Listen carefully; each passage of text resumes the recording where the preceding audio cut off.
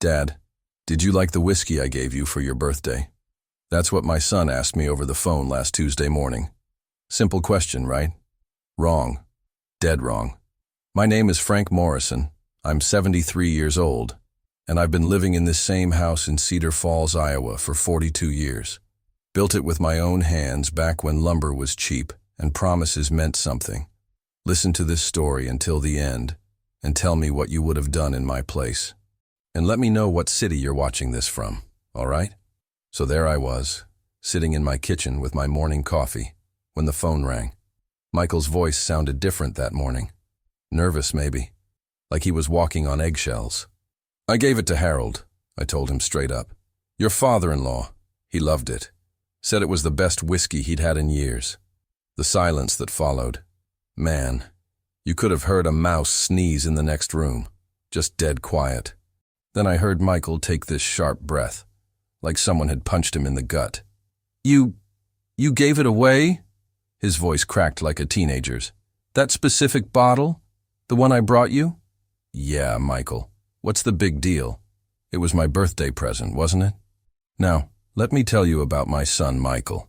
He's 38 years old, works at some insurance company in Des Moines, and he's always been the careful type. Never took risks, never caused trouble. Always did what he was supposed to do. Good grades, good job, good wife. The kind of son any father would be proud of. But something in his voice that morning, it wasn't the Michael I knew. This was panic. Raw, genuine panic. Dad, listen to me, he said, talking fast now, words tumbling over each other. I need you to call Harold right now. Right now. Ask him if he still has that bottle. Harold, Michael, what the hell is going on? Just, please, Dad. Call him. Ask if he's opened it yet. I've raised 3 kids, buried a wife, fought in Vietnam, and worked construction for 35 years. I know when someone's trying to pull something over on me. And my son was definitely trying to pull something. Michael, you gave me that bottle 3 weeks ago for my birthday. Remember? You wrapped it in that fancy paper. Said it was something special. I know, but Dad... And now you're calling me, sounding like the world's ending, asking about some bottle of whiskey I gave to a neighbor. What aren't you telling me? More silence. I could hear him breathing heavy on the other end, like he'd just run up 3 flights of stairs. Let me back up and tell you about that birthday. March 15th. Used to be my favorite day of the year when my Martha was alive. She'd make her famous apple pie. The whole family would come over, kids running around the yard. But Martha's been gone 6 years now. And birthdays, well, they're different. This year, only Michael showed up. Just him. Not his wife, Sarah. Not my 2 grandkids. Just Michael with that bottle wrapped in silver paper and a handshake that felt more like a business transaction than a hug from your son. Happy birthday, Dad, he said, checking his phone like he had somewhere more important to be. I brought you something special. The bottle looked expensive, I'll give him that. Some fancy label I'd never seen before. Aged something or other years. Heavy glass. The kind that makes you think it cost more than it should. I thanked him. We sat on the porch for maybe 20 minutes talking about nothing important. Then he was gone. Said Sarah had dinner plans with her parents. That stung. Your own son can't stay for dinner on your birthday because his wife's got other plans. But I didn't say anything. Just watched him drive away in that fancy car Sarah picked out and went back inside to my empty house. That bottle sat on my kitchen counter for 2 weeks. Every morning I'd look at it while making my coffee, thinking maybe I'd open it, have a drink to Martha's memory. But drinking alone in your kitchen on a Tuesday afternoon, that's not how you honor good whiskey. Then Harold came by. Harold Peterson, lives 3 houses down. His wife Eleanor died about 8 months ago, and we've been checking on each other ever since. Misery loves company, I guess. Harold was having one of those days. You know the kind I'm talking about, when the house feels too quiet, when you catch yourself setting 2 coffee cups out of habit, when you turn to say something to your wife and remember she's not there anymore. I miss her voice in the morning, Harold said, sitting at my kitchen table, staring into his coffee cup like it held all the answers. 43 years she'd wake up and say, "Good morning, sunshine," in that scratchy morning voice of hers. Now I wake up to nothing. That's when I saw that bottle sitting there on the counter and thought, Frank, you selfish old fool. What good is expensive whiskey if you're drinking it alone? So I grabbed it and handed it to Harold. Here, I said. Take this home. Life's too short to save the good stuff. Harold's eyes went wide. Frank, I can't take this. This looks expensive. That's exactly why you should take it. When's the last time you did something nice for yourself? He took that bottle home, and 2 days later he called me up, happier than I'd heard him since Eleanor passed. Said he invited his brother Tom over from Waterloo. They opened it, and spent the whole evening talking about old times. First time Harold had laughed in months. Made me feel good, you know? Like I'd actually done something right for once. Like that expensive bottle had served its purpose. But now, listening to Michael panic on the other end of this phone call, I'm starting to think there was a lot more to that bottle than I realized. Dad, please, Michael said again, his voice getting higher. Just call Harold. Ask him about the bottle. I already told you, son. Harold and his brother drank it. 2 weeks ago. Finished the whole thing that night. The sound Michael made. It wasn't quite a scream, wasn't quite a sob. It was something else entirely. Something that made my blood run cold. Oh God, he whispered. Oh God, what have I done? Michael, you better start talking, I said, gripping that phone tighter than I'd held anything in years. And I mean right now. What the hell is going on? I could hear him breathing heavy on the other end, like he was having some kind of panic attack. In all my years raising that boy, I'd never heard him sound like this. Not when he crashed his first car, not when he flunked calculus in college, not even when he called to tell me Martha had her heart attack. Dad, I can't. I need to think. Think? Son, you called me asking about a bottle of whiskey like it was the crown jewels or something. Now you're telling me you can't think. What did you do, Michael? The silence stretched on so long I thought maybe the call had dropped. Then I heard him whisper, I screwed up, Dad. I screwed up bad. Now, let me tell you something about my son. Michael's been a people pleaser his whole life, always trying to make everyone happy, always avoiding conflict. When he was 10 years old, he'd rather get a beating than disappoint somebody. That's just who he is. But this was different. This was fear. Where are you right now? I asked. In my car, parked outside Sarah's parents' house. Sarah's parents, the Hendersons, Robert and Patricia Henderson, who live in that fancy neighborhood on the west side of town where all the houses look like they belong in some magazine. Robert owns 3 car dealerships and thinks he's God's gift to Iowa. Patricia spends her days at the country club pretending she's better than everyone else. I never liked them. Not from day one. When Michael first brought Sarah home, I could tell she was different from the girls he used to date. Colder, more calculating. But she made him happy, or at least I thought she did. So I kept my mouth shut. Why are you at the Hendersons? I asked. Dad, I need you to promise me something. Promise me you won't say anything to anyone about this conversation. Not to Harold, not to anyone. Michael, you're scaring me here. Promise me, Dad. I've always been straight with my kids, taught them that promises mean something, that your word is your bond. But sitting there in my kitchen, listening to my son fall apart, I wasn't sure what to promise. All right, I said finally. I promise. Now tell me what's going on. I heard him take a shaky breath. That bottle, it wasn't mine to give. Those words hit me like a sledgehammer to the chest. Wasn't his to give? What the hell did that mean? Explain that, son. I took it from Robert's wine cellar, last month when we were over here for dinner. I went downstairs to get a bottle of wine Sarah asked for, and I saw this whole collection. Bottles worth hundreds, maybe thousands of dollars each, just sitting there collecting dust. My stomach started turning. My son, my careful, rule-following son, had stolen something. You stole it? I didn't steal it? His voice got defensive, like when he was a kid and I'd catch him with his hand in the cookie jar. I borrowed it. I was going to replace it. With what money, Michael? You work at an insurance company, not Fort Knox. I don't know, Dad. I wasn't thinking straight. Sarah's been on me about your birthday, saying I never do anything nice for you, that I'm a terrible son. She said her father always gives expensive gifts, that I should step up for once. Ah, there it was. Sarah. I should have known she was behind this somehow. That woman had been poisoning my son against me since the day they got married, always comparing him to her precious father, always making him feel like he wasn't good enough. So you stole from your father-in-law to impress me. It wasn't supposed to be permanent. I was going to work overtime, save up, and buy Robert an even better bottle to replace it. But then Sarah found out what I did. My blood went cold. She knows? She saw me coming up from the cellar with it that night, confronted me in the car on the way home, threatened to tell her father unless I put it back. Did you put it back? I tried to. I went back the next week, but Robert had rearranged his whole collection. I couldn't remember exactly where I'd taken it from. And Sarah, she was watching me like a hawk, said if I got caught putting it back, it would look even worse. This was getting worse by the minute. My son had stolen from his in-laws, his wife was blackmailing him, and now Harold had drunk the evidence. Michael, how much was this bottle worth? He went quiet again. Real quiet. Michael, I looked it up online yesterday. It's a 1963 Macallan. There are only about 200 bottles left in the world.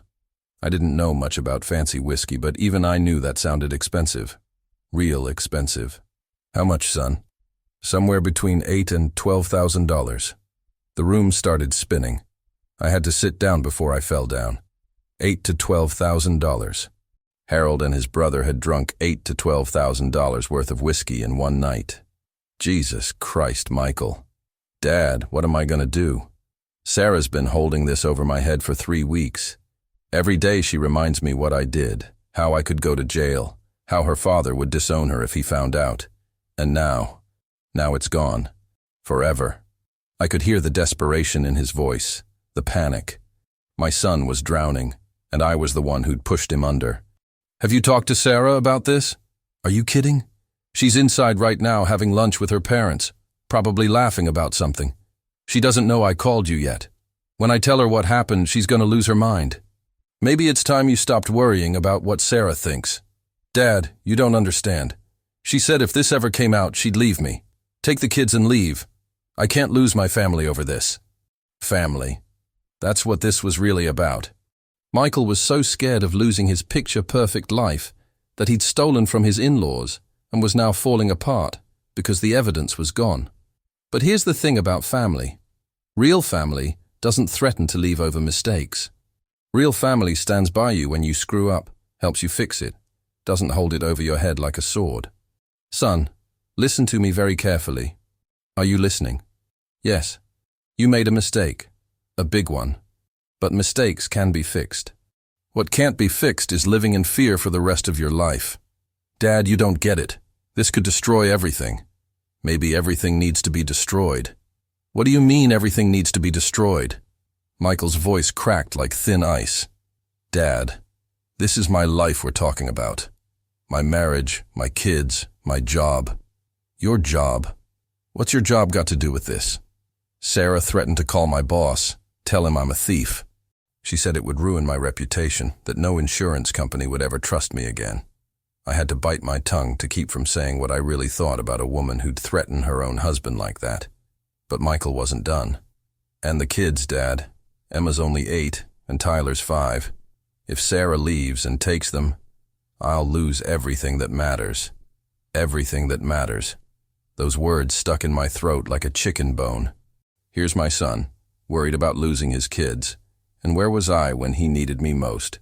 Sitting in my empty house, feeling sorry for myself because nobody came to my birthday dinner.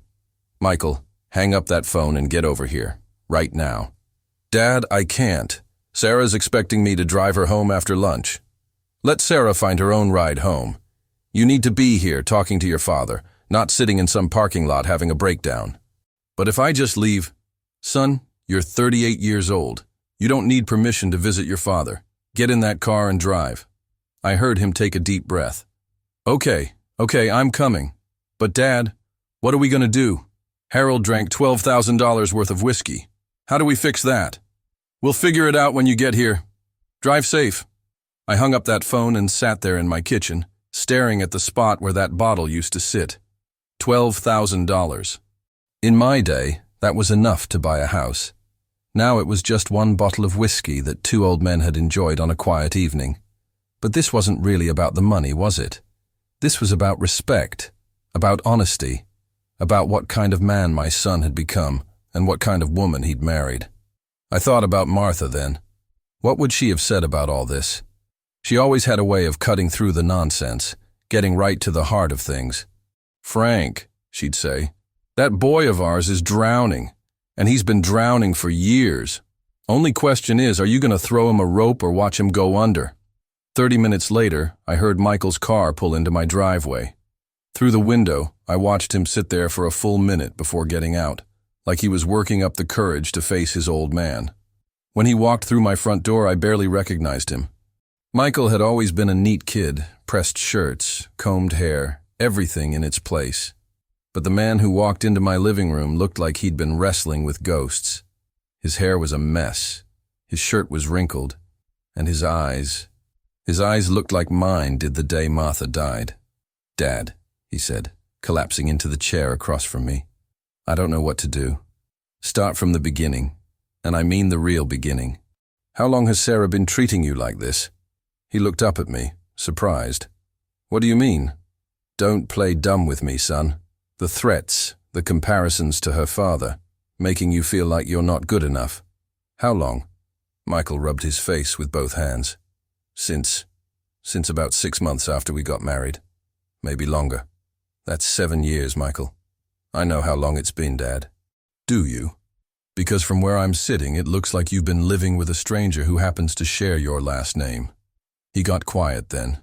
Real quiet. The kind of quiet that comes before either a confession or an explosion. "She wasn't always like this," he said finally. "When we were dating, she was different, sweet, supportive.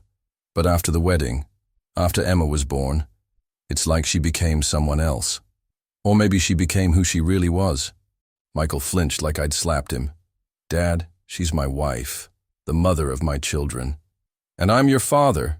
When's the last time you brought those kids to see me? Really brought them? Not just a quick visit on holidays where Sarah spends the whole time checking her phone?" He couldn't answer that because we both knew the truth. Sarah had been slowly cutting me out of their lives for years. Always had some excuse why the kids couldn't come over, why they couldn't stay for dinner, why they had to leave early. "You want to know something?" I said. "Harold's brother Tom asked me about you last week. Said he hadn't seen you around town in months. Asked if you were doing okay. I've been busy with work." "Bullshit. You've been hiding. From me, from your friends, from anyone who might ask questions about why you look like a beaten dog half the time."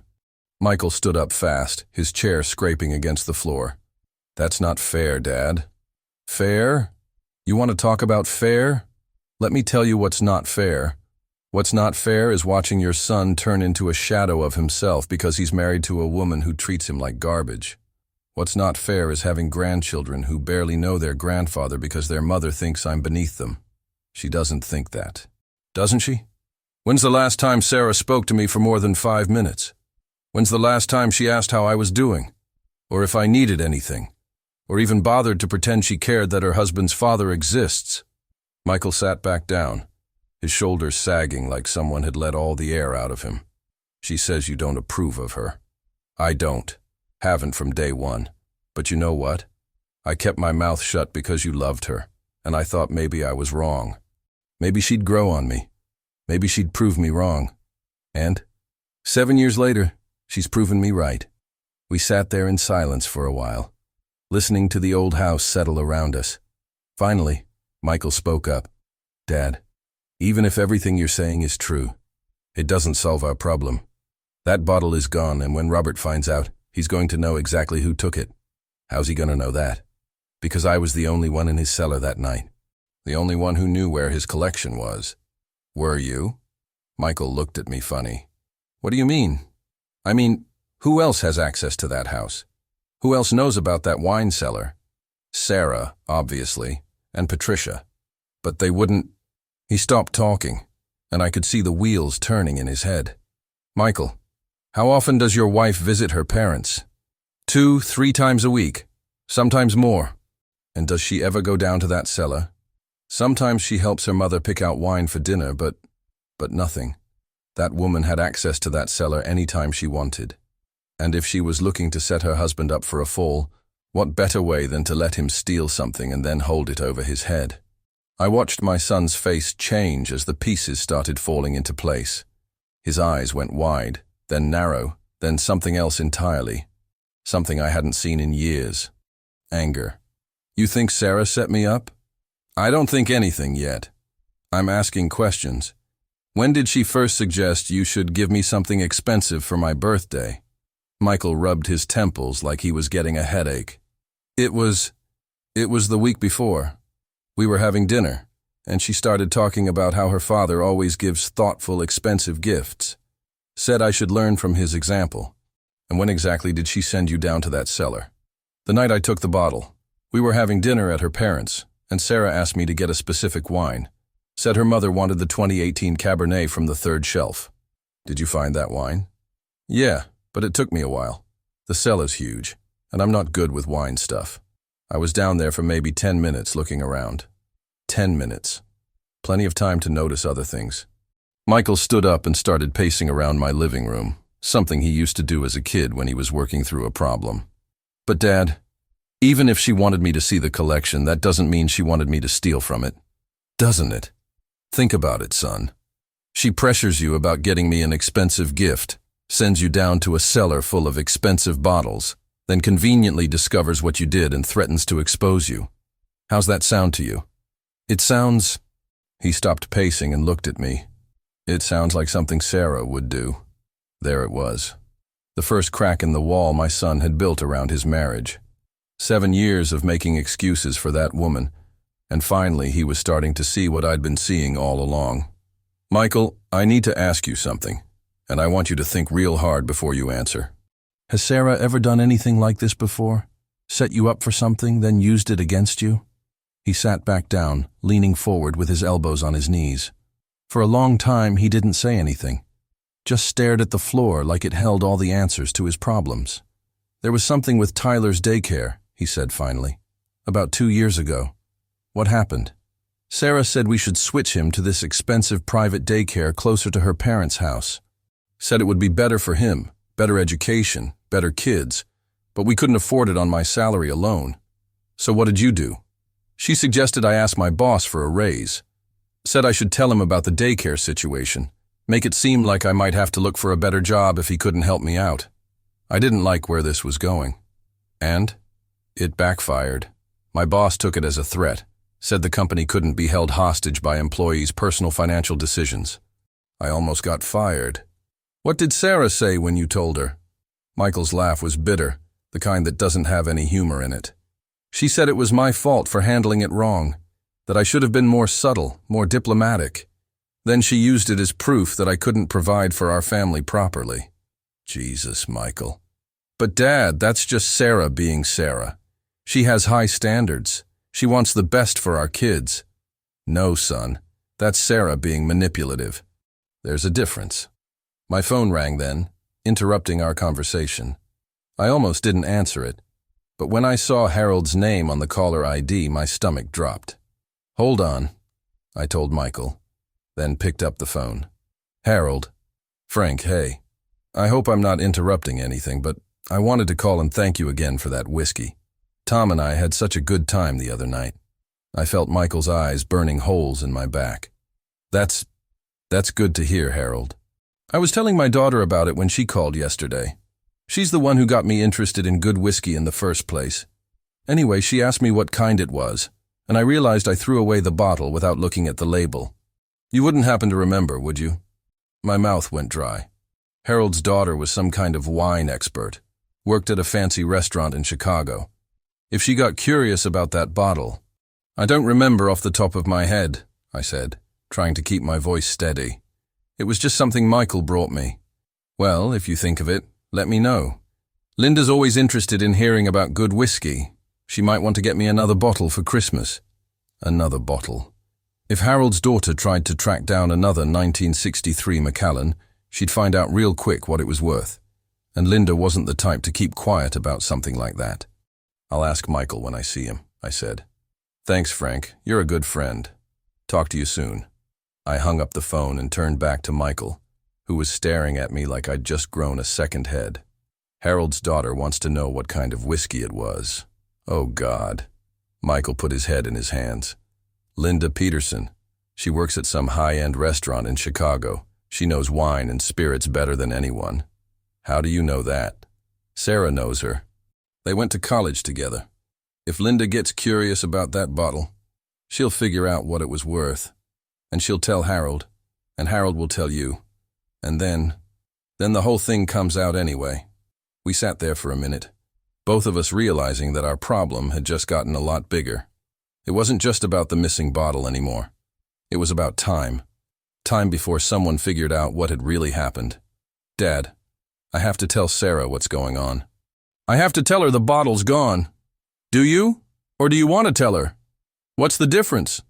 The difference is whether you're going to keep living in fear of that woman or whether you're going to start standing up for yourself. Michael looked at me like I'd suggested he'd jump off a bridge. Dad, you don't understand what she's capable of. Then explain it to me. She keeps records of everything. Every mistake I make, every time I disappoint her, every argument we have. She writes it all down in this notebook. Says it's so we can work on our communication, but really it's like evidence. Evidence that I'm a failure as a husband and father. She writes down your arguments, everything. What I said, what she said, how I made her feel. Then she brings it up later when we fight about other things. Like, remember last month when you said this? This is just more of the same pattern. I'd heard enough. More than enough. My son wasn't just married to a manipulator. He was married to someone who was systematically destroying his confidence, his self-worth, his ability to trust his own judgment. Michael, look at me. He lifted his head. That's not normal. That's not how people who love each other behave. Dad, every marriage has problems. Not like this. In a real marriage, when you make a mistake, your partner helps you fix it. They don't document it for future use against you.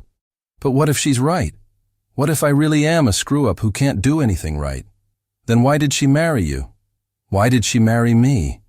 Michael repeated my question like he'd never heard those words before. Because she loved me. Did she? Or did she love what you represented? Michael's face went blank. What do you mean? I mean, what did you have that she wanted? Think about it, son. Sarah came from money, right? Her family had everything. So what did she need from you? I don't know, Dad. I never thought about it like that. Well, think about it now. When you two got married, what changed for her?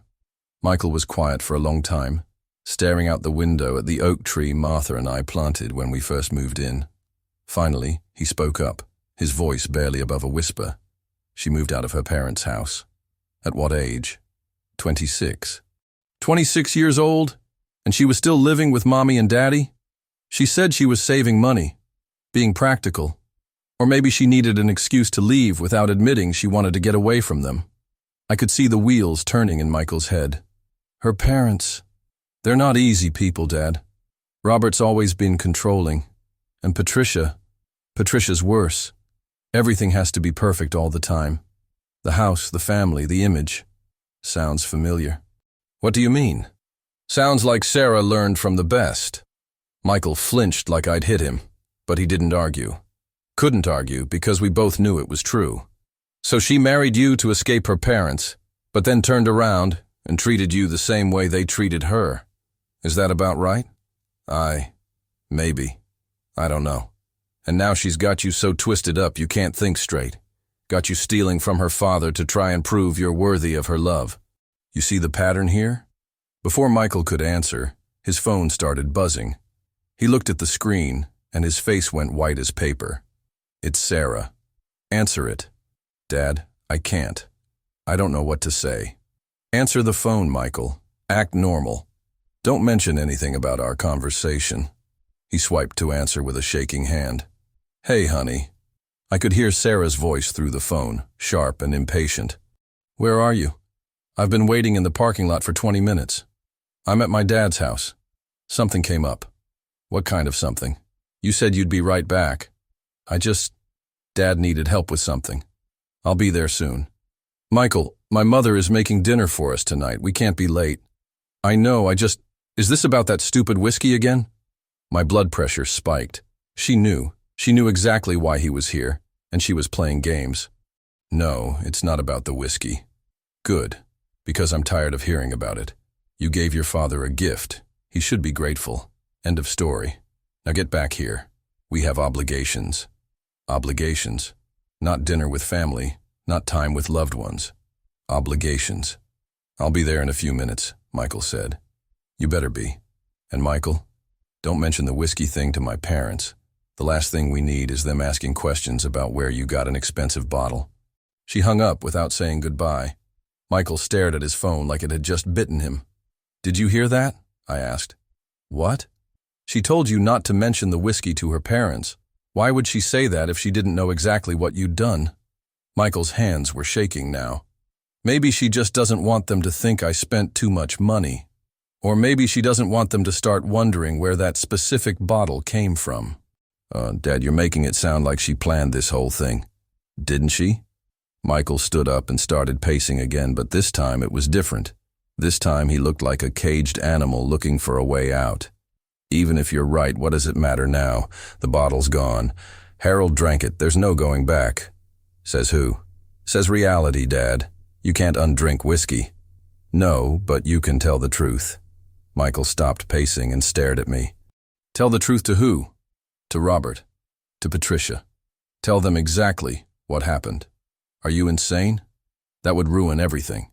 Everything's already ruined, son. The question is whether you're going to keep living in the ruins or start building something new. Dad, if I tell Robert what I did, he'll call the police. I could go to jail. Maybe. Or maybe Robert's not the monster Sarah's made him out to be. You don't know him like I do. I don't know him at all. And neither do you, really. You only know what Sarah's told you about him. And we're starting to learn that Sarah doesn't exactly deal in truth, are we? Michael slumped back into his chair like all the fight had gone out of him. What are you suggesting? I'm suggesting you stop running. Stop hiding. Stop letting that woman control your life through fear. And do what? Face the music. Tell Robert what happened. Accept the consequences. Start acting like a man instead of a scared little boy. Easy for you to say. You're not the one who could lose everything. Everything. Let me ask you something, Michael. In the last 7 years, when was the last time you were truly happy? He opened his mouth to answer, then closed it. Opened it again, then looked away. I can't remember. That's not everything, son. That's nothing. That's less than nothing. But the kids will be fine. Kids are resilient. They adapt. But what they won't be fine with is growing up watching their father live in fear, watching their mother treat him like garbage, learning that's what marriage looks like. Michael's phone buzzed again. Another text from Sarah, probably telling him to hurry up. She's waiting for me. Let her wait. Dad, I have to go. If I don't show up soon, she'll come looking for me. So what? This is my house. You're my son. She's got no right to drag you away from here. You don't understand. She'll make a scene. She'll embarrass me in front of the whole neighborhood. Good. Maybe it's time people saw what she's really like. Michael stood up and headed for the door. I have to go. Michael. He stopped with his hand on the doorknob. This conversation isn't over, and neither is this situation. Sooner or later the truth comes out. It always does. The question is whether you're going to be the one telling it, or whether you're going to let it destroy you when someone else discovers it. He didn't answer, just opened the door and walked out to his car. I watched him drive away, probably going back to Sarah and her parents, probably going to sit through another dinner where he felt like a stranger in his own life. But something had changed in that room today. I'd seen it in his eyes when Sarah called. A little spark of anger, a little recognition of what his life had become. That spark was going to grow. I was going to make sure of it. Because nobody treats my son like that. Nobody. And if Sarah thought she could manipulate her way out of this mess, she was about to learn that she'd picked the wrong family to mess with. I picked up my phone and scrolled through my contacts until I found the number I was looking for. Linda Peterson, Harold's daughter. The wine expert who was going to want to know more about that bottle. Maybe it was time someone started asking the right questions. I stared at Linda Peterson's number for a good 10 minutes before I finally worked up the nerve to call. Harold had given it to me months ago when he thought I might want someone to talk to about losing Martha. She's good people, he'd said. Smart as a whip and doesn't take nonsense from anybody. Linda Peterson answered on the second ring. Hello? Her voice was crisp, professional, like someone who was used to handling business calls. Linda, this is Frank Morrison. I'm a friend of your father's. Oh, Mr. Morrison. Dad talks about you all the time. How are you doing? I'm doing all right, honey. Listen, I'm calling because your dad mentioned you might be interested in hearing about that bottle of whiskey I gave him a few weeks back. Actually, yes. Dad said it was incredible. He and Uncle Tom couldn't stop raving about it. What was it? Here we go, I thought. Point of no return. It was a 1963 Macallan, 25 years aged. The silence on the other end stretched so long I thought maybe the call had dropped. Then Linda started talking, her voice different now, sharper. Mr. Morrison, did you say 1963 Macallan? That's right. Do you have any idea what that bottle was worth? I'm starting to get an idea, yeah. Sir, that bottle, if it was authentic, that's somewhere between $8,000 and $12,000. Maybe more at auction.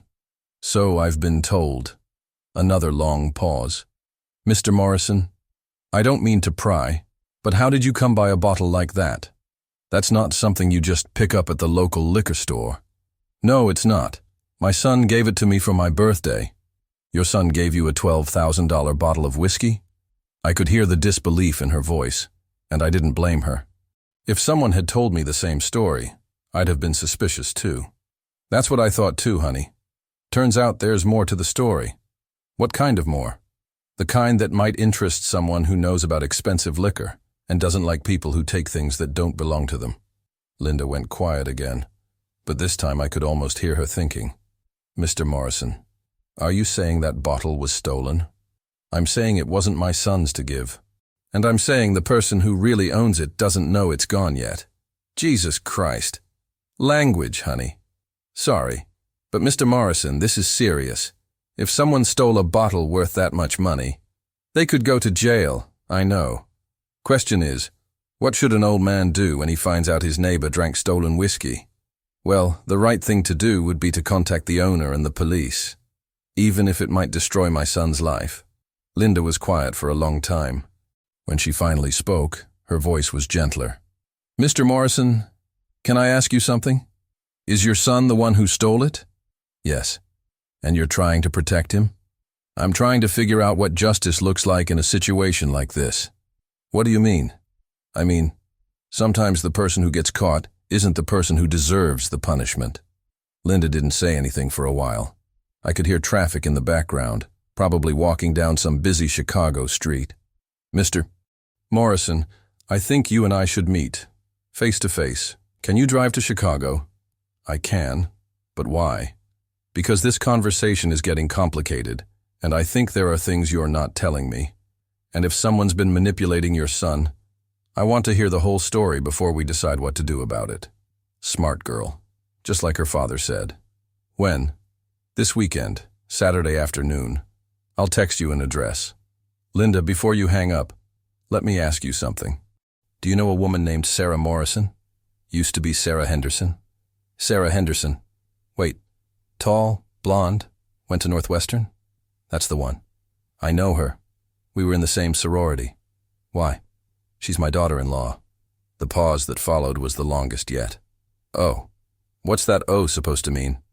Mr. Morrison, if Sarah Henderson is involved in this, then your son is in a lot more trouble than you think. What do you know about her? I know she's the kind of person who always gets what she wants, no matter who gets hurt in the process. I know she dated 3 different guys our senior year and somehow convinced each one to pay for different parts of her spring break trip, and I know she's been married twice. My blood went cold. Twice? Yeah. Some guy from college lasted about a year. Then your son. Wait, are you telling me she's the one who… Oh my God. What? Mr. Morrison, Sarah's father owns one of the most extensive wine collections in the Midwest. If she had access to bottles like that Macallan, and if she's still the same person she was in college, she set him up. That's exactly what she did, and I'll bet she's been holding it over his head ever since. For 3 weeks now. Mr. Morrison, you need to get your son away from that woman, and you need to do it before this gets any worse. How much worse can it get? A lot worse. If Robert Henderson finds out someone stole from his collection, he'll call the police. And if the police start investigating, they're going to want to know how your son knew exactly which bottle to take from a collection of hundreds. Someone gave him inside information. Sarah. And when the police figure that out, she'll throw your son under the bus so fast it'll make your head spin. She'll claim he forced her to help him, or threatened her, or manipulated her. She'll make herself the victim and your son the villain, even though she's the one who set the whole thing up, especially because she's the one who set it up. Mr. Morrison, Sarah Henderson is not the kind of person who takes responsibility for her actions. She's the kind of person who always has someone else to blame. I felt sick. Not just worried or concerned, but actually physically sick. My son wasn't just married to a manipulative woman. He was married to a predator. Someone who had been systematically destroying him for years, and now she had the perfect weapon to finish the job. Linda, I'll drive to Chicago on Saturday, but I need to ask you something first. What? If we're right about this, if Sarah really did set Michael up, is there any way to prove it? Maybe. It depends on how smart she thinks she is. People like Sarah usually leave breadcrumbs because they can't resist showing how clever they are. And what kind of breadcrumbs? Text messages, emails, anything that shows she knew about the bottle before your son took it. Anything that proves she guided him toward it. But Mr. Morrison, even if we can prove she manipulated him, your son still took that bottle. He's still going to face consequences. I understand that. But at least the consequences will fit the crime. What do you mean? I mean my son made a mistake. A big one. But Sarah committed a calculated act of psychological warfare. Those aren't the same thing, and they shouldn't be punished the same way. Saturday afternoon, Mr. Morrison. We'll figure this out together. Thank you, Linda. Don't thank me yet. This is going to get ugly before it gets better. After I hung up, I sat in my kitchen for a long time, thinking about everything Linda had told me. Sarah had been married before. Sarah had a history of manipulating people. Sarah was exactly the kind of person who would set up her own husband and then destroy him when it served her purposes. But the thing that bothered me most wasn't what Linda had said about Sarah. It was what she'd said about consequences. Because she was right. Even if we proved Sarah had manipulated Michael, he'd still taken that bottle. He'd still have to face the music. The question was whether he'd face it as a man who'd been manipulated into making a terrible mistake, or as a criminal who'd stolen from his in-laws. The difference mattered, not just legally, but morally. And I was going to make sure the truth came out, no matter what it cost. Thursday evening my phone rang again. This time it was Michael, and he sounded worse than he had 2 days ago. Worse than I'd ever heard him sound. Dad, I need to come over. Right now. What happened? I can't talk about it over the phone. I'm in my car outside your house. I looked out the window, and sure enough, there was Michael's car in my driveway. But he wasn't getting out. Just sitting there, like he was afraid to move. Come on in, son. When Michael walked through my front door, I knew something had changed. His eyes were red like he'd been crying, but there was something else there too. Something harder. Sarah knows, he said without any preamble. Knows what? About the phone call to Harold's daughter, about our conversation here on Tuesday, about everything. I felt my stomach drop. How? She went through my phone while I was in the shower, found Linda Peterson's number in my recent calls, started asking questions about why I'd been calling her, what we'd talked about. What did you tell her? I tried to lie. Said I'd called the wrong number by mistake. But Sarah knows Linda from college, and she knows Linda's a wine expert. She put it together. Michael collapsed into the same chair he'd sat in 2 days ago, but this time he looked like a different person. Beaten down, but also angry. Really angry. What did she say when she figured it out? She lost her mind, Dad. Started screaming about how I was trying to ruin her family, how I was going to destroy her relationship with her parents. Said if I didn't fix this immediately, she was going to take Emma and Tyler and disappear. She threatened to kidnap your children. She said it wouldn't be kidnapping. Said she'd file for divorce and emergency custody, claim I was mentally unstable and dangerous. She's got documentation, Dad. 7 years worth of notes about every mistake I've ever made, every argument we've had, every time I've disappointed her. I thought about that notebook Michael had mentioned, all those years of Sarah building a case against her own husband. And then what happened? Then she told me something else. Something I should have figured out a long time ago. Michael looked up at me, and there was something in his eyes I hadn't seen since he was a little boy. Pure, unfiltered hurt. She told me she never loved me. She said that? Not in those words. But she said she married me because I was safe. Because I was the kind of man who would never leave her, never cheat on her, never cause problems. Said she needed stability after her first marriage fell apart. Her first marriage. You knew about that? Linda told me. Why didn't you ever mention it? Because Sarah made me promise never to bring it up. Said it was a painful period in her life that she didn't want to relive. Of course she did. Can't have people knowing the truth about her past. What happened in that first marriage? According to Sarah, he was abusive, controlling, manipulative. Said it took her years to recover from the damage he did. And you believed her? Michael laughed, but there was no humor in it. Dad, after this week I don't know what I believe anymore. But sitting there listening to her talk about how she chose me because I was predictable and manageable, I started wondering if maybe her first husband wasn't the problem. What do you mean? I mean, what if he figured out what she really was? What if he tried to stand up to her, and she destroyed him the same way she's been destroying me? The pieces were falling into place, and the picture they were making was uglier than I'd imagined. Sarah hadn't just manipulated Michael into stealing that bottle. She'd been systematically breaking him down for 7 years, collecting evidence to use against him, preparing for the day when she might need to destroy him completely. Michael, where are Emma and Tyler right now? With Sarah at her parents' house. She said they're staying there until I come to my senses and fix this mess. And what exactly does she want you to do to fix it? She wants me to call Linda Peterson back and convince her to keep quiet about the bottle. Tell her it was all a misunderstanding, that the bottle was mine to give away. And if you don't, then she follows through on her threats. Divorce, custody battle, character assassination. She'll paint me as an unstable thief who can't be trusted around children. I stood up and walked to the window, looking out at the street where I'd lived for 42 years, where I'd raised my children, where I thought my son was building a happy life. But there was no happy life. There never had been. Just an elaborate prison that Sarah had built around Michael, brick by brick, year by year. Son, can I ask you something? Yeah. When you were in college, before you met Sarah, what did you want to do with your life? Michael was quiet for a long time. I wanted to teach. High school history. I had this idea that I could make a difference, you know? Help kids understand that the past matters, that we can learn from it. Hey, what happened to that dream? Sarah said teaching didn't pay enough. Said if I really loved her, I'd want to provide better for our future family. Convinced me to go into insurance instead. And you've been miserable ever since. I thought I was being responsible. I thought I was being a good husband. You were being controlled. Michael put his head in his hands.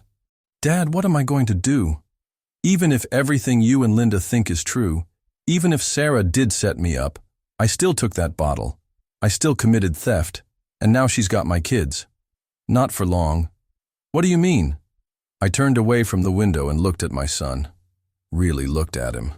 For the first time in years, I could see glimpses of the boy I'd raised, the young man who'd wanted to teach history and make a difference in the world. I mean, we're going to Chicago on Saturday. Linda and I are going to help you figure out how to prove what Sarah did, and then we're going to make sure the right person pays for this mess. Dad, even if we can prove Sarah manipulated me, she still has those notebooks. 7 years of documentation about what a failure I am as a husband and father. Michael, let me ask you something. In all those notebooks, did Sarah ever write down anything about her own behavior? About the things she said to you, the ways she treated you? No. It was always about what I did wrong, how I made her feel, what I needed to change. So essentially, she's got 7 years of one-sided character assassination disguised as marriage counseling notes. I guess, but nothing. Son, those notebooks aren't evidence of your failures. They're evidence of her psychological abuse. Any decent lawyer would see that in 5 minutes. You really think so? I know so. And you know what else I know? I know that woman made one crucial mistake. What's that? She threatened to take my grandchildren away from their father, and that's something I'm not going to let happen. Michael looked at me with something I hadn't seen in his eyes for years. Hope.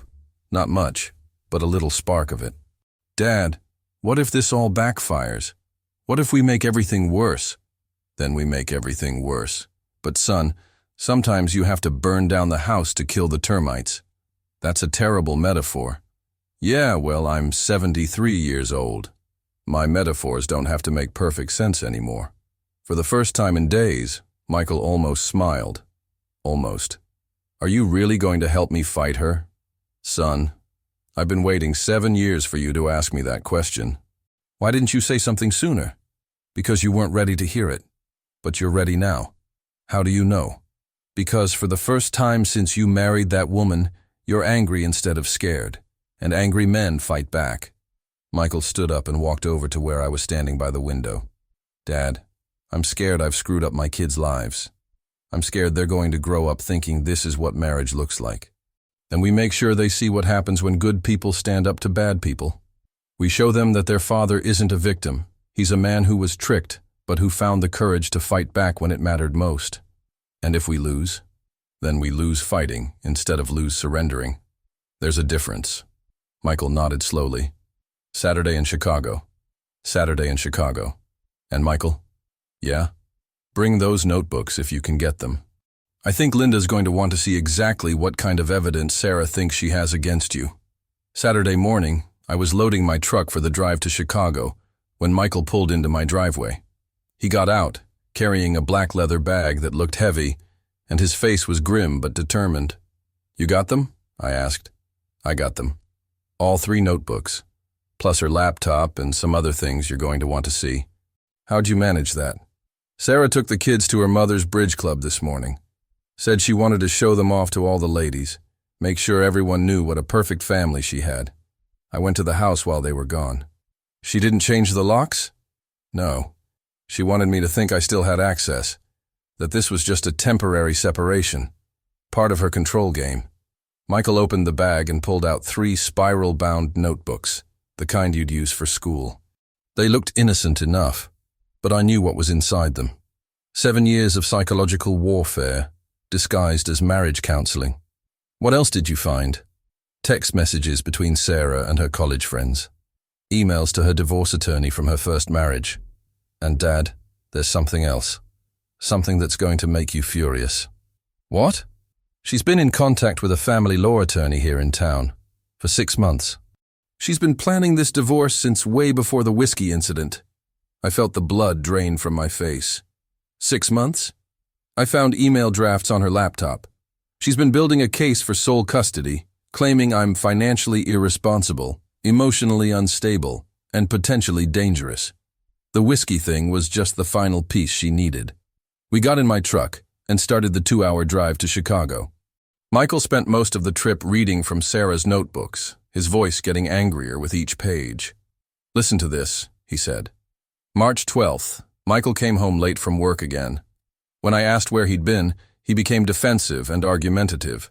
His inability to communicate effectively continues to be a major source of stress in our marriage. I worry about how his anger issues might affect the children. You were late from work?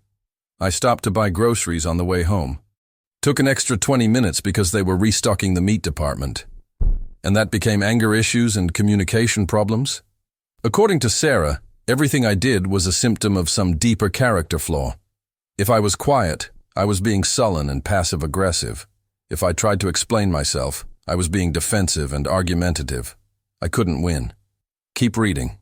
January 18th, Michael forgot to pick up Emma from dance class.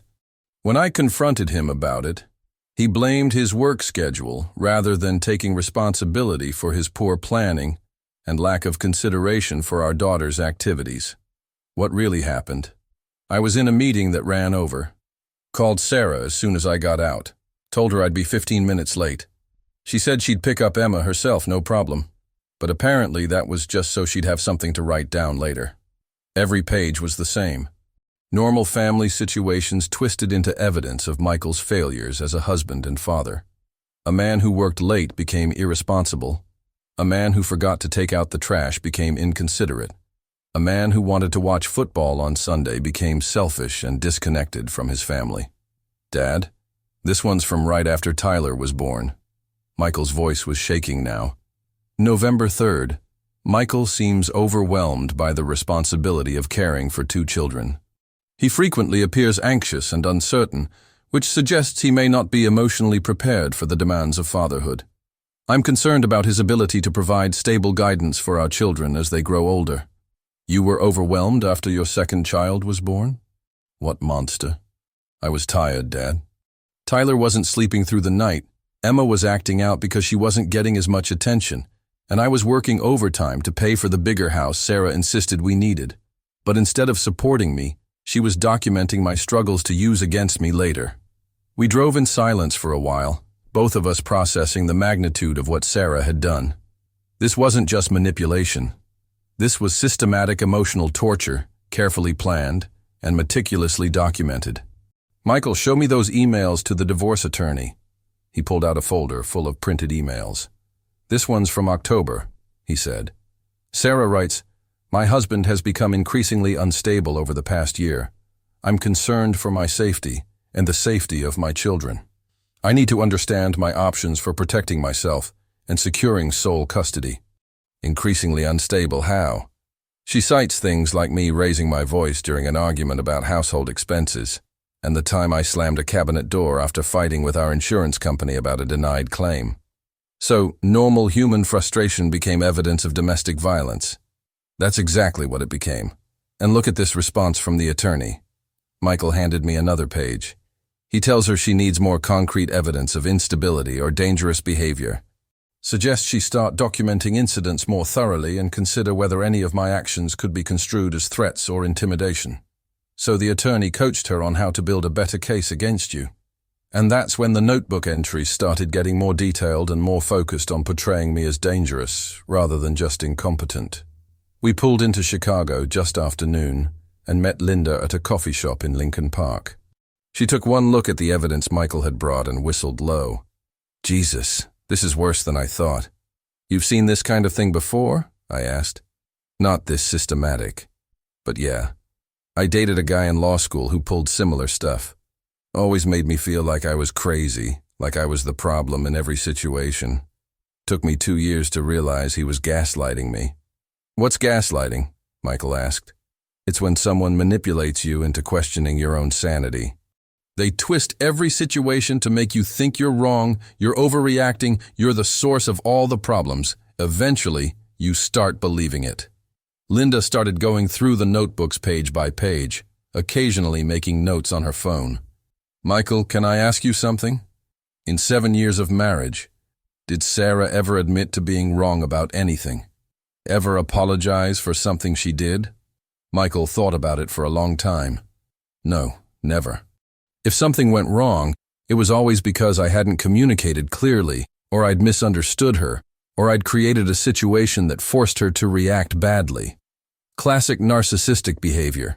She's incapable of accepting responsibility for anything negative.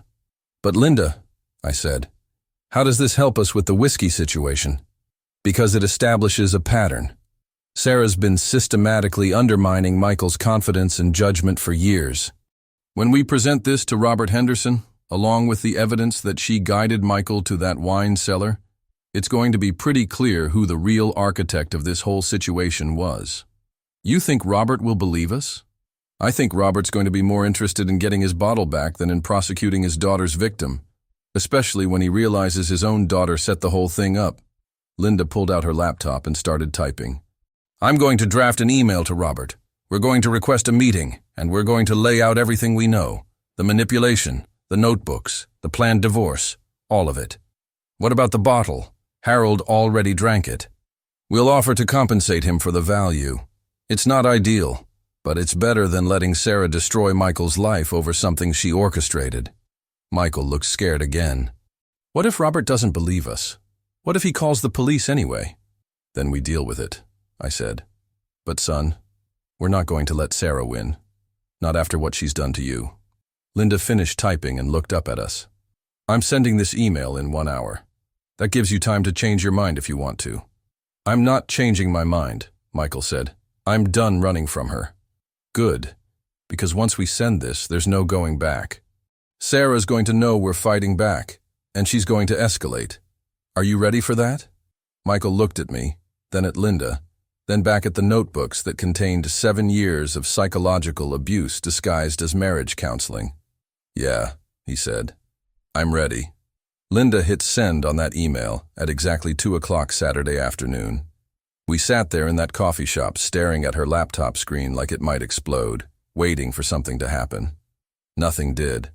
How long do you think before he responds? Michael asked. Could be minutes, could be hours. Depends on whether he checks email on weekends, Linda said. But when he does read it, trust me, he's going to respond.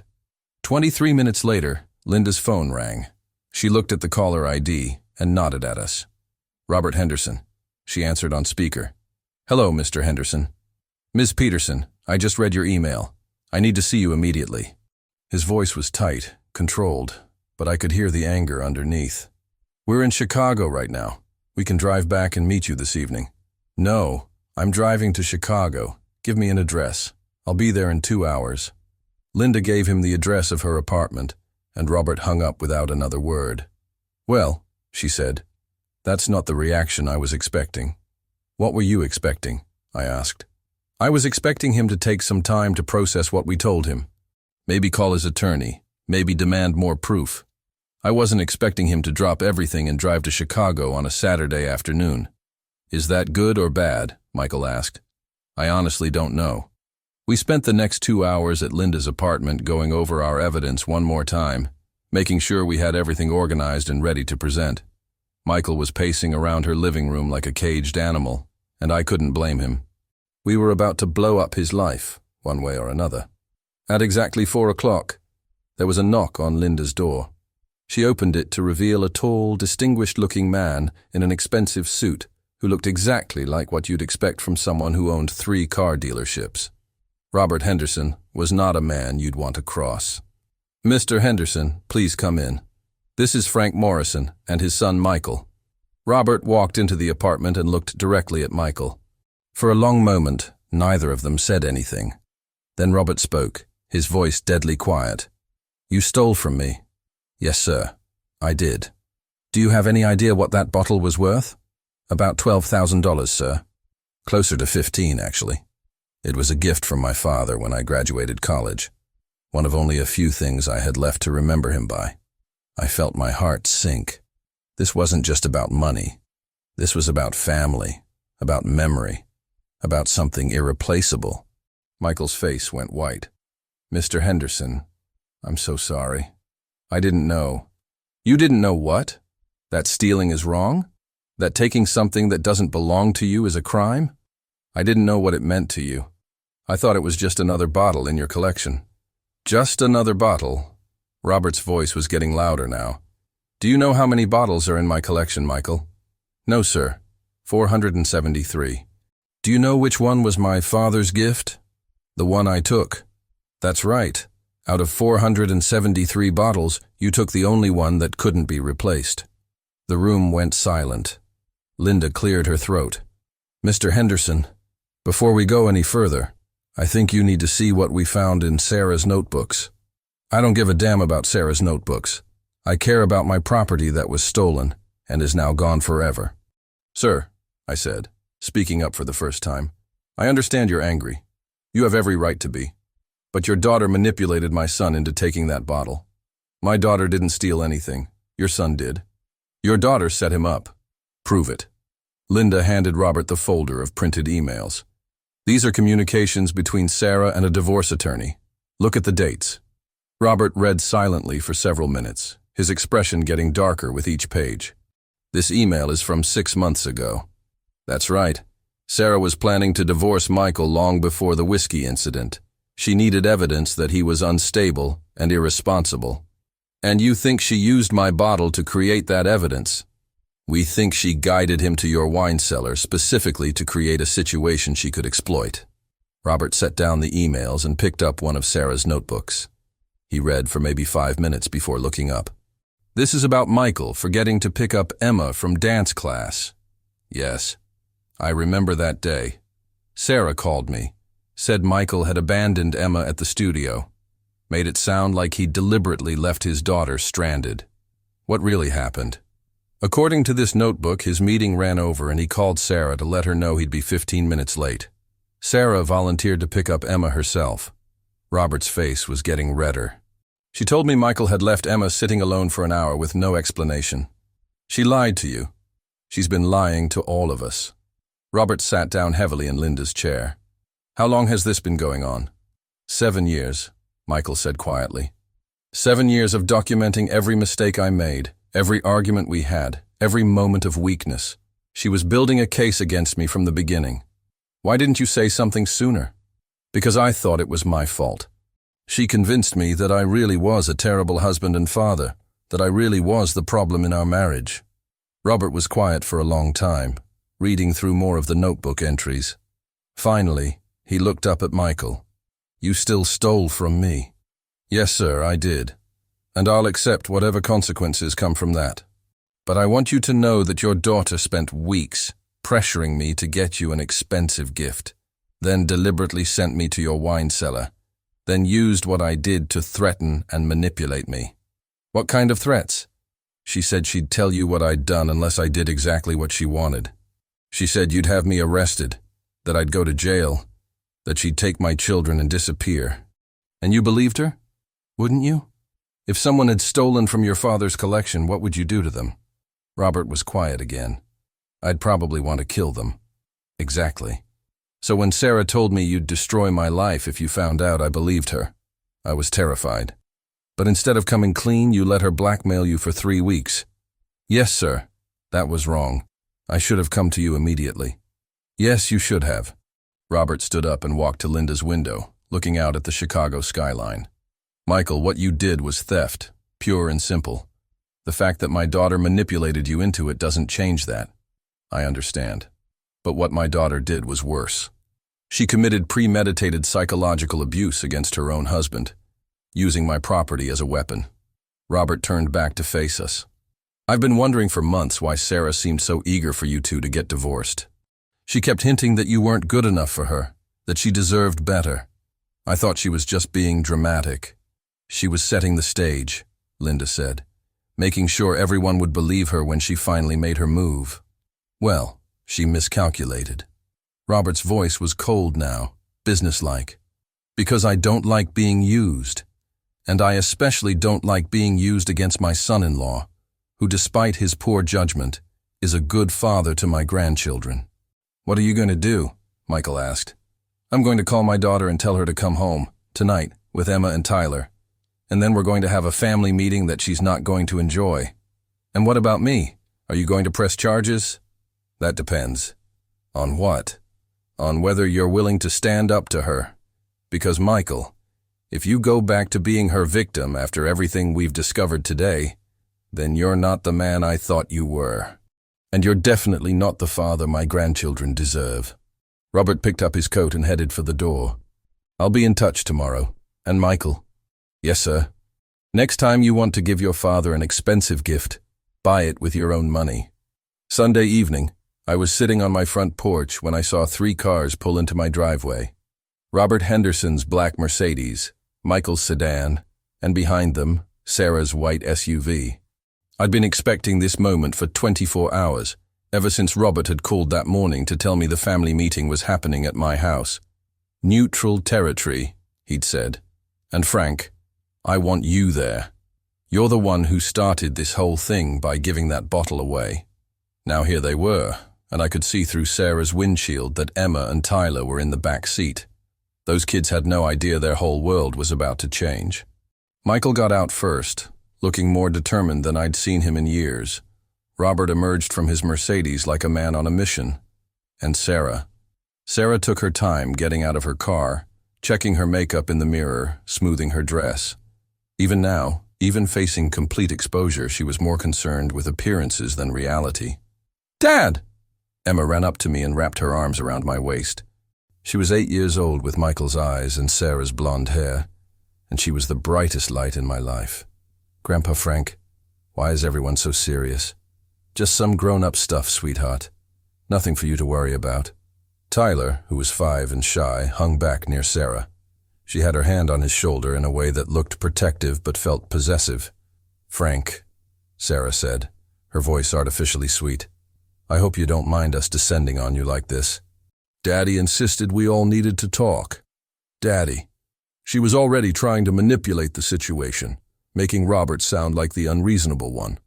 Come on inside, I said. Emma, Tyler, there are cookies on the kitchen counter and some juice boxes in the fridge. Why don't you get yourselves a snack while the adults talk? The kids ran inside, happy to be dismissed from whatever boring conversation the grown-ups were about to have. Sarah followed them, playing the attentive mother role. Don't spoil your dinner, babies. We all gathered in my living room, the same room where Michael had fallen apart just a week ago. But this time, he wasn't falling apart. This time, he was sitting up straight, looking his wife in the eye for what might have been the first time in years. Sarah, Robert said without preamble, we need to discuss the bottle of whiskey that Michael took from my collection. Sarah's expression didn't change, but I caught a slight tightening around her eyes. What about it? Michael made a mistake, and I've been trying to help him figure out how to fix it. Help him? Robert's voice was dangerously quiet. Is that what you call threatening to take his children and disappear? Daddy, I think you've misunderstood something. I've misunderstood nothing. I've seen your notebooks, Sarah. 7 years of documenting every mistake your husband made, every argument you had, every moment you could twist into evidence against him. The mask slipped. Just for a second, but I saw it. Sarah's face went from confused innocence to cold calculation, and back again so fast I almost missed it. Those notebooks were for marriage counseling. I was trying to identify patterns so we could work on our communication. Bullshit. The word came out harsher than Robert probably intended, but the situation called for harsh words. I read every page, Sarah. You documented Michael being 15 minutes late to pick up Emma and turned it into evidence of abandonment. You recorded him raising his voice during an argument about bills and made it sound like domestic violence. Daddy, you're taking things out of context. Am I? Then explain this email to your divorce attorney from 6 months ago where you describe Michael as increasingly unstable and potentially dangerous. Sarah went very still. You went through my private emails? Michael brought them to me, along with your notebooks and your laptop. Everything you've been hiding. Michael went through my personal belongings. Her voice was rising now, the sweet facade cracking. How dare you violate my privacy like that? How dare I? Michael stood up, and there was something in his voice I'd never heard before. Authority. Strength. Sarah, you've been documenting my life for 7 years. You've been building a case to destroy me since practically the day we got married. And you want to talk about privacy? I was trying to save our marriage. You were trying to control me. There's a difference. Sarah looked around the room, realizing that her usual tactics weren't working. Robert was staring at her with disgust. Michael was finally standing up to her, and I was just sitting there watching her world fall apart. Fine, she said, dropping the act entirely. You want the truth? Yes, I documented everything. Yes, I planned ahead for the divorce. Do you know why? Because I married a weak man who couldn't provide for his family properly. Because I settled for someone beneath me, and I needed evidence to make sure I could get out with my children when I finally came to my senses. There it is, I said quietly. There's the real Sarah. You want the real Sarah? She turned on me with fury in her eyes. The real Sarah is a woman who wasted 7 years of her life trying to make a silk purse out of a sow's ear. The real Sarah is someone who deserves better than a man who steals from his in-laws and can't even do that competently. The real Sarah, Robert said, standing up, is someone who manipulated her husband into committing theft so she could use it as ammunition in a divorce she'd been planning for months. I didn't manipulate anyone. Michael stole that bottle because he's weak and stupid and… Enough. Michael's voice cut through her tirade like a blade. I'm done, Sarah. I'm done with your lies, your manipulation, your constant criticism. I'm done being afraid of you. You think you can just walk away? I have 7 years of documentation proving you're an unfit father. I'll make sure you never see Emma and Tyler again. No, you won't. Robert's voice was ice cold. Because if you try to use any of that fabricated evidence in a custody hearing, I'll testify about what you really are. I'll bring every one of those notebooks to court and explain to the judge exactly how you've been psychologically abusing your husband for 7 years. Daddy, you can't be serious. I'm deadly serious.